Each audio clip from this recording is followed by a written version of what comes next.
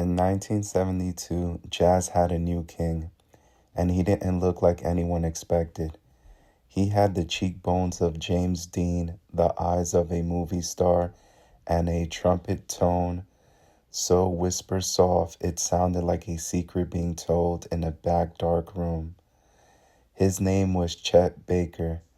Before he turned 25, he was voted the best trumpeter in America, beating out legends like Miles Davis and Dizzy in a national poll. Hollywood chased him, European fans mobbed him. When he sang, his delicate and almost fragile voice turned cynical audiences into quiet believers. He was the undisputed prince of cool jazz. But beyond the movie star looks and the effortless cool was a man hurling towards self-destruction. By the end of his life, those famous cheekbones were sunken in, his front teeth were missing, and his legendary career was reduced to a haunting struggle for survival.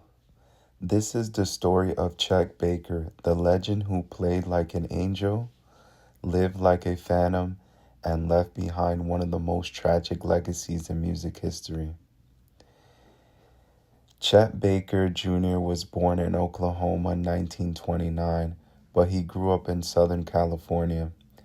He never learned to read music formally, not really. He played entirely by ear, possessing a natural ability instantly to transition whatever melody was in his head directly through the horn. After a brief, chaotic stint in the Army, he found himself back in Los Angeles.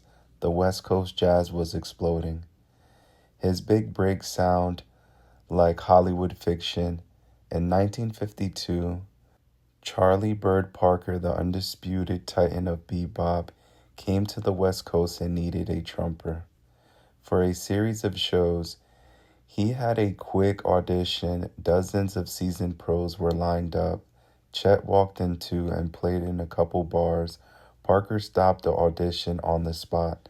Later, Parker famously called back to New York to warn Miles Davis and Dizzy, "There's a little white cat out here in the West Coast who's gonna eat you up." Shortly after, Chet joined the group, which had no piano, just baritone sax, trumpet, bass, and drums. It created an open, airy sound that defined the West Coast cool movement. Their recording of My Funny Valentine became a massive hit. And when Chet started singing, laying down tracks in his soft, effortless tender, he wasn't just a jazz musician anymore. He was an international pop icon. Success was immediate, overwhelming, and dangerous. By 1955, Chet was touring heavily, but the jazz scene of the era was heavily shadowed by drug culture. What started as experimentation quickly spiraled into a severe heroin addiction that would define the rest of his life. Music critics loved him, but promoters grew terrified.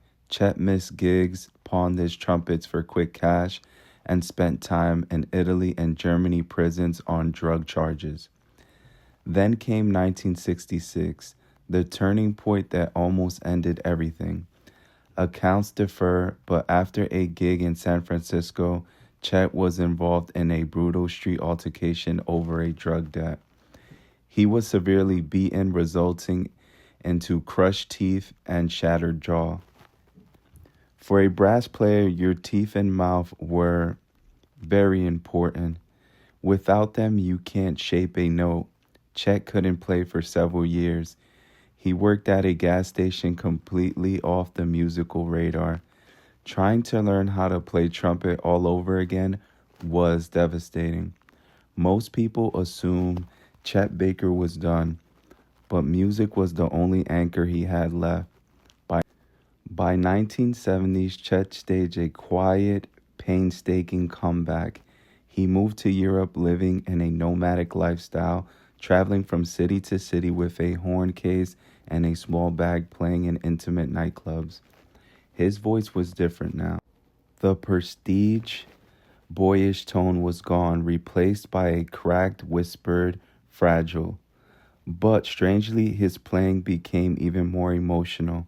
Every note felt heavily stripped or fashionably technique carrying the weight of a lifetime of regret. Director Bruce Weber captured the twilight era of the famous 1988 documentary Let's Get Lost. Watching Chet in his final years is haunting. You see the ghost of a stunning 1950s golden boy trapped inside a deeply weathered man who still plays with absolute beauty. On May 13, 1988, the music stopped.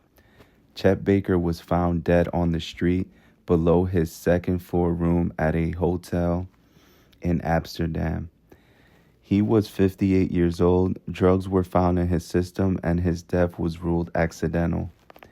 It was a quiet, lonely end for a man who had once stood at the absolute center of the world. Chet Baker's life was tragic, chaotic, and flawed. But when you strip away the headlines, the arrest, and the dark history, you are left with the music. He proved that jazz didn't always need to be loud, fast, aggressive, or profound. Sometimes the softest whispers make the deepest impression. Which Chet Baker track is your favorite? Let us know in the comments below. Don't forget to like and subscribe. I'll see you in the next video.